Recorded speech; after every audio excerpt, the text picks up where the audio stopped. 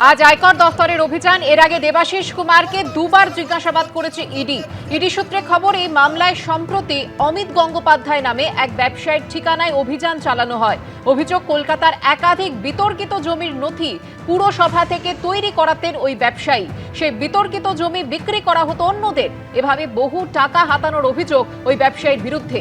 ED সূত্রে দাবি করা হয়, এই মামলার তদন্ত করতে গিয়ে মেয়র পরিষদ দেবাশিস কুমারের নাম উঠে এসেছে। মেয়র পরিষদ থাকাকালীন ওই ব্যবসায়ীকে তিনি কোনো সুবিধা পাইয়ে দিয়েছেন কিনা তা জানতে চায় ইডি। 30শে মার্চ ও 3রা এপ্রিল সল্টলেকের সিজিও কমপ্লেক্সের অফিসে তলব করে দেবাশিস কুমারকে 2 দফায় জিজ্ঞাসাবাদ করে এনফোর্সমেন্ট ডিরেক্টরেট।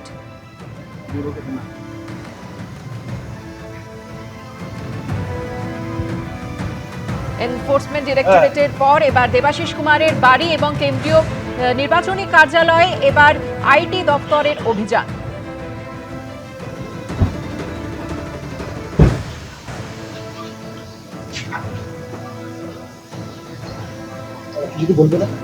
রাজবিহারী বিধানসভা কেন্দ্রের তৃণমূল কংগ্রেসের প্রার্থী দেবাশিস কুমার একদিকে তার বাড়ি এবং নির্বাচনী কার্যালয়ে মনোহরপুকুর রোডে 2 জায়গাতেই পৌঁছে গিয়েছেন আয়কর দপ্তরের আধিকারিকরা। শুধু তাই নয়, পাশেই একেবারে বালিগঞ্জ বিধানসভা কেন্দ্রের অন্তর্গত যে শোভনদেব চট্টোপাধ্যায় যে নির্বাচনী কার্যালয়, যেখানেও একেবারে তৃণমূলের পার্টি অফিসে বসেন দেবাশিস কুমার এমনটা জানা যাচ্ছে, সেখানেও ইনকাম ট্যাক্সের আধিকারিকরা পৌঁছে গিয়েছেন। তৃণমূল কংগ্রেসের কর্মী সমর্থকরা বিক্ষোভ দেখাচ্ছেন।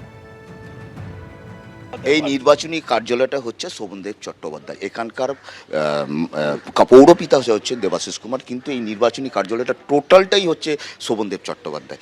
এখানে আমাদের এজেন্টদের, আমাদের মেশিনারিটা ইডি এবং সিবিআইকে দিয়ে ফাইলটা নিয়ে চাওয়ার চেষ্টা করছে। এর জন্য আমাদের প্রতিবাদ। এখানে কারোর কোনো ব্যক্তিগত ফাইল নেই। কেন মিথ্যে হ্যারাস করছে বিজেপি গভর্নমেন্ট আর মোদিজি, এটা আমরা বুঝে পাচ্ছি না। কখন এসছেন? এরা সকাল থেকে রেড করছে। খুললে কি আপনারা? না, ওরা জোর জবরদস্তি লাতি লাতা মেরে ভেঙে দিয়েছে।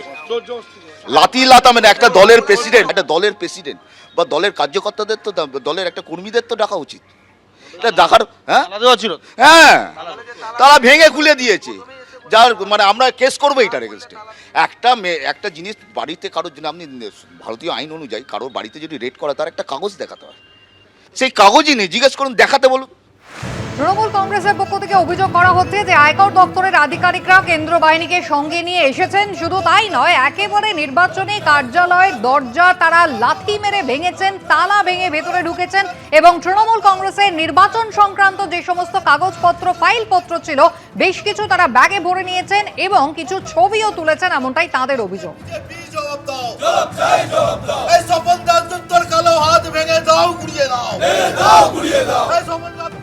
এই খবরের দিকে অবশ্যই আমাদের নজর থাকবে। আসছি পরের খবরে। নন্দীগ্রামের দুবারে তৃণমূল বিধায়ক, বর্তমানে পাঁশকুড়া পশ্চিমের বিদায়ী বিধায়ক, কিন্তু এখন আর দল খোঁজ খবর নেয় না। এবিপি আনন্দকে দেওয়া সাক্ষাৎকারে নন্দীগ্রাম আন্দোলনে সন্তানহারা ফিরোজা বিবির গলায় একরাশ অভিমান।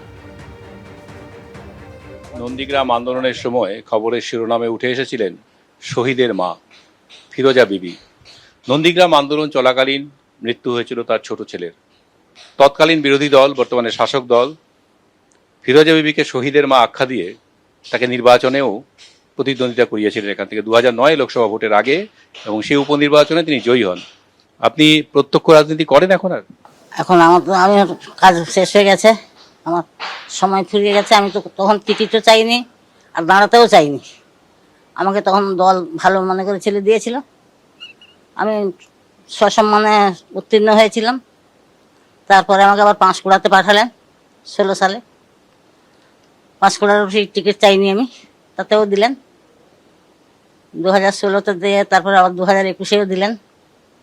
তারপর 2026 যা পড়লো, তার একেবারে আমি অচল হয়ে গেলাম।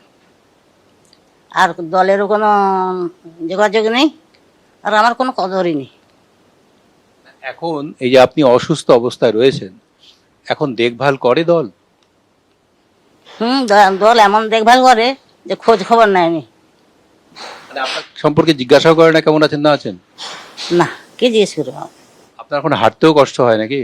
হ্যাঁ, আমি তো যেতে হাঁটি, ওয়াকার নিয়ে হাঁটি। আর রাজনীতি করতে পারছেন না যখন, তখন কি আপনি যোগাযোগ করেছিলেন দলের সঙ্গে, যে দল যোগাযোগ করলো না? আমি মানে সরাসরি দিদির কাছে যেতে পারিনি, তবে নেতৃত্বদের কাছে গেছি। ওনারা বলেছেন তুমি দিদির সঙ্গে কথা বলো, আমি তো দিদির কাছে যেতে পারছি না। দিদির কাছে বারে বারে চিঠি দিয়েছি, তার কোনো উত্তর নেই। এখানে নন্দীগ্রামেও তো তৃণমূল কংগ্রেস আছে, তারাও খবর নেয় না? না, আপনার এটাকে পীড়া দেয় না, কষ্ট দেয় না যে যাদের জন্য আপনি এতটা করলেন, ছেলেও হারালো, ওরা একসময় আপনাকে খুব গুরুত্ব দিল, আজকে একেবারে ভুলে গেল? আর পীড়া দিলেও করবো কি, আমার ভাগ্যে ছিল। হসপিটালে থেকে এলাম, কোনো খোঁজ খবর নেই দলের। এখন আপনার কি কখনো মনে হয় যে সেই সময় তৃণমূল করে যাওয়া, এই সমস্ত করাটা সে সময় ভুল ছিল? আজকের দিনে দাঁড়িয়ে মনে হয় সে সময় ভুল ছিল না। সে সময় জমি জায়গা বাঁচানোর জন্য মানুষ বেরিয়েছিল, আমিও বেরিয়েছি তখন। যে সম্মান, যে সহযোগিতা যা পাওয়া উচিত ছিল এই সময়ে এসে, অসুস্থ অবস্থায় এসে, সেইটা আর পাওয়া গেল না। আমার দরকারও নেই কিছু, আর কি বলবো। আপনার অভিমান হয়েছে? না না, কারোর সঙ্গে অভিমান করে কি মাটিতে হাত ঢেলে খাওয়া যায়? আমার অভিমান ভাঙাবে কে? ভোটের বাকি আর মাত্র কয়েকদিন, তার আগে চলছে জোর কদমে প্রচার। কিন্তু এই গরমে কি খেয়ে ফিট থাকছেন হাবড়া তৃণমূল প্রার্থী, নিজেই জানালেন এবিপি আনন্দকে। দুর্নীতির মামলায় 1 বছরেরও বেশি সময় জেলে ছিলেন। জামিন পাওয়ার পর বছর ঘুরতেই শটান ভোটের ময়দানে হাবড়া তৃণমূল প্রার্থী জ্যোতিপ্রিয় মল্লিকের তাই দম ফেলার ফুরসত নেই। সাত সকালে ভাত মাছ, তারপর আদা জল খেয়ে নেমে পড়েন প্রচারে। আমি খেয়েছিলাম, ভাত খেয়েছিলাম, অল্প ভাত খেয়েছিলাম সকালবেলায়, একটু কোনো জায়গায় মাছ, সেই 50 গ্রামের মতো মাছ একটা খাই। পরিশ্রম করতে হবে, লোড নিতে হবে, হালকা খাবারটা সব থেকে ভালো। হাবড়া তৃণমূল প্রার্থীর রোজকার রুটিনে তেমন হেরফের হয় না। সকালে প্রচার, বেলায় বৈঠক, তারপর খাওয়া দাওয়ার জন্য ছোট্ট ব্রেক, বিকেলে আবার প্রচার। দুপুরে পাতে থাকে চিড়ের পোলাও বা সুজির পোহার মতো হালকা খাবার, তবে রাতে ভরপেট খাবার না হলে চলে না। ডিনারে জ্যোতিপ্রিয় মল্লিকের পছন্দ ভাত অথবা রুটি, সঙ্গে থাকে ডাল, সবজি, মাছ। পুষ্টিবিদরা বলছেন ভাতে থাকে ক্যালোরি, শরীরে প্রোটিনের যোগান দেয় ডাল, ডালে থাকে আয়রন এবং প্রচুর ফাইবার, শাকসবজিতে থাকে ভিটামিন, খনিজ পদার্থ ও ফাইবার, মাছে থাকে ভিটামিন এ এবং বিপুল পরিমাণে ক্যালসিয়াম এবং ক্যালোরি। উত্তর 24 পরগনা জেলা রাজনীতির সঙ্গে যুক্ত রয়েছেন, চতুর্থবারের জন্য প্রতিদ্বন্দ্বিতা করছেন, এত পরিশ্রম কেন করতে হবে? আপনি তো অনায়াসে জিতে যাবেন।